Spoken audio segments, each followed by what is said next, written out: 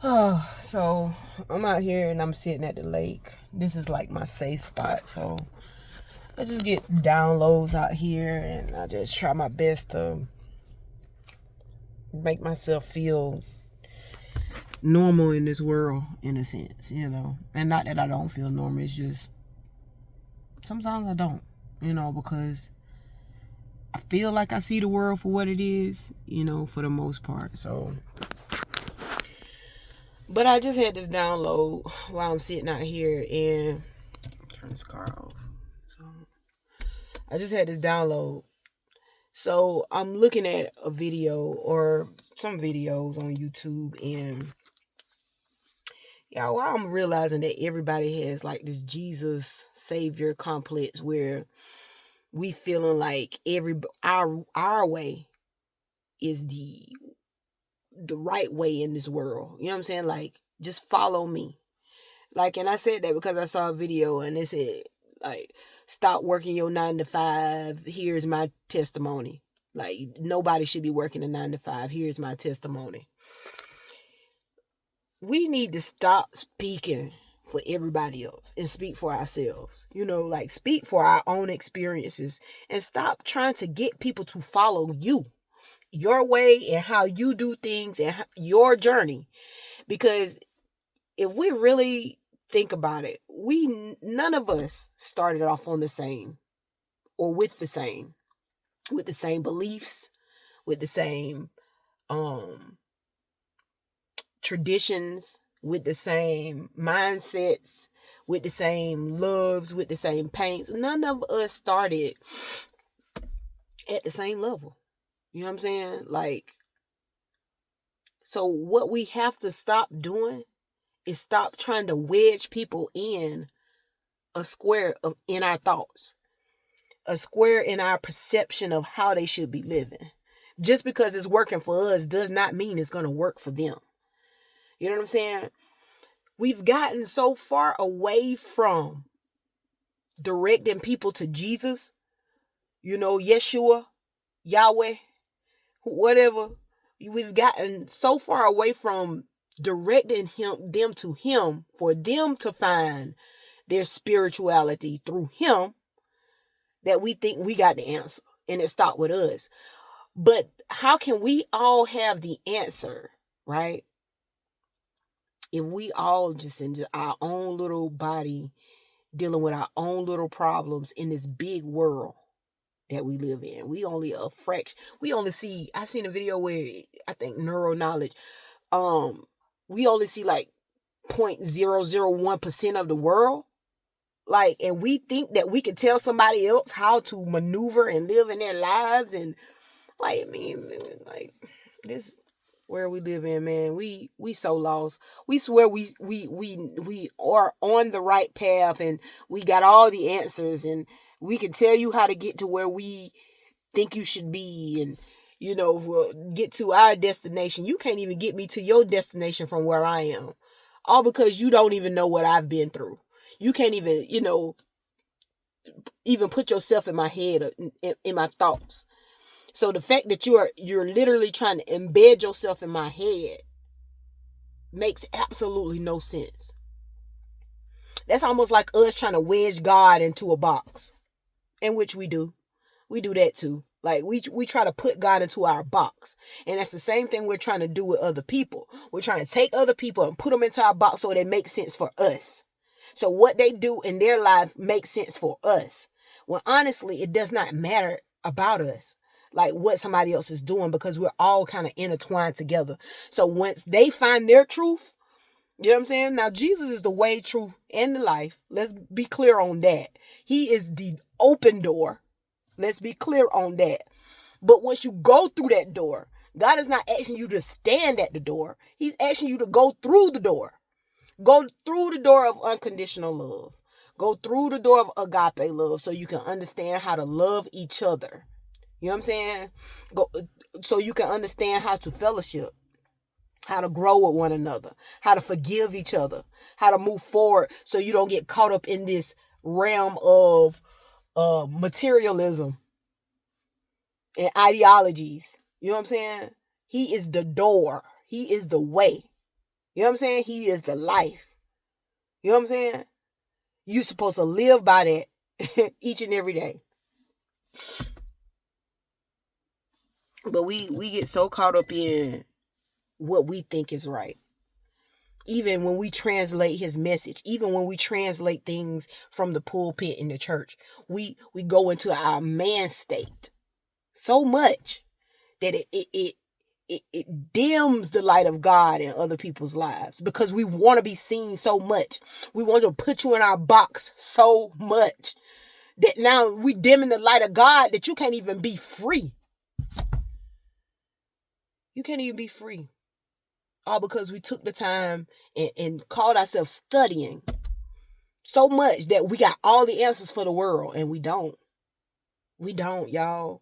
If you can't go down to the depths of the ocean and tell me why that organism is there in that portion of the world, you cannot tell me that we're going to put God in a box and think that's just who he is and it's no more. It's a whole lot more.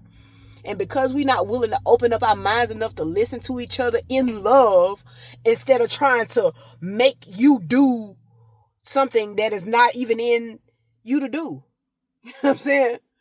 So now here you is trying to fill a box or fit in a box that you're not even made for. And then you wonder why you can't sleep. And you wonder why you can't get half of your stuff done. And you wonder why you don't love yourself. And you wondering why you out here trying to make people do what you want them to do. You wonder why you ain't peaceful. You ain't got joy, but you got all these materials. You got all this material wealth. You still out here trying to run. You still out here trying to chase. You still out here trying to get. You still out here trying to go because people telling you to go. People telling you that ain't enough. People telling you to keep working. People telling you to keep trying. Man, come on. When does it end? When is enough enough? When is enough enough? When? That's your answer. Not nobody else's. Please stop letting people tell you when enough is enough for you.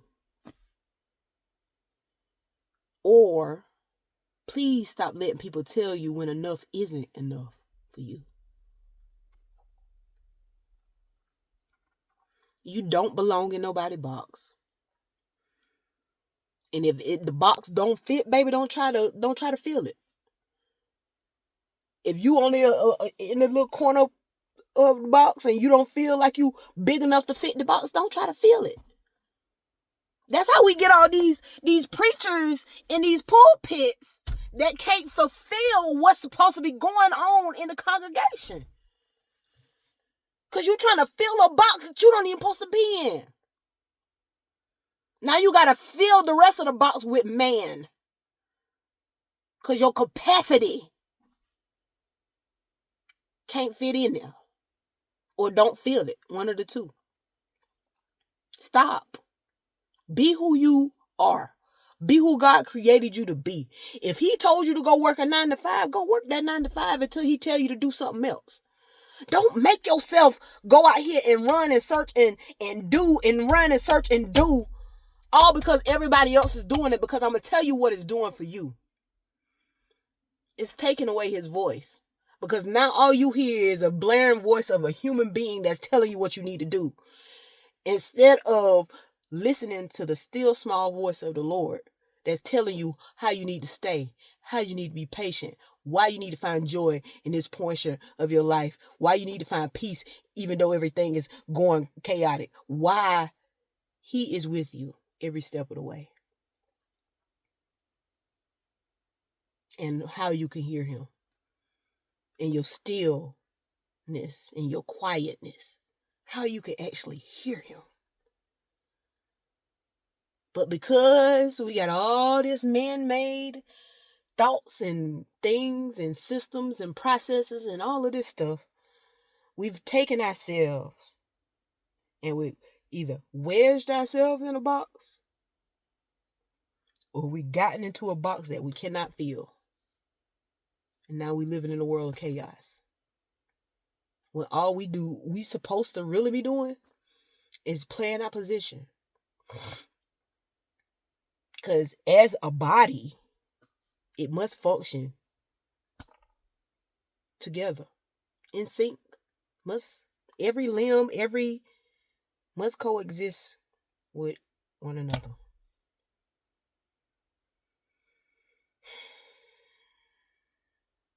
That's the world we live in, man.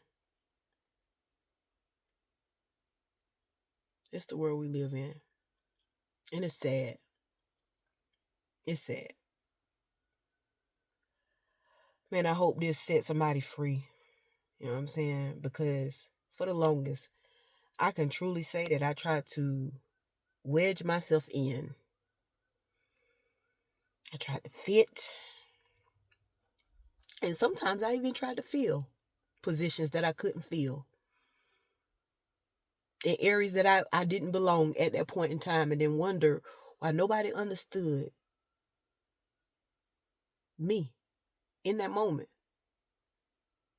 It's because I was in a position that I was not supposed to be. I was trying to make myself fit in areas that I wasn't supposed to be in.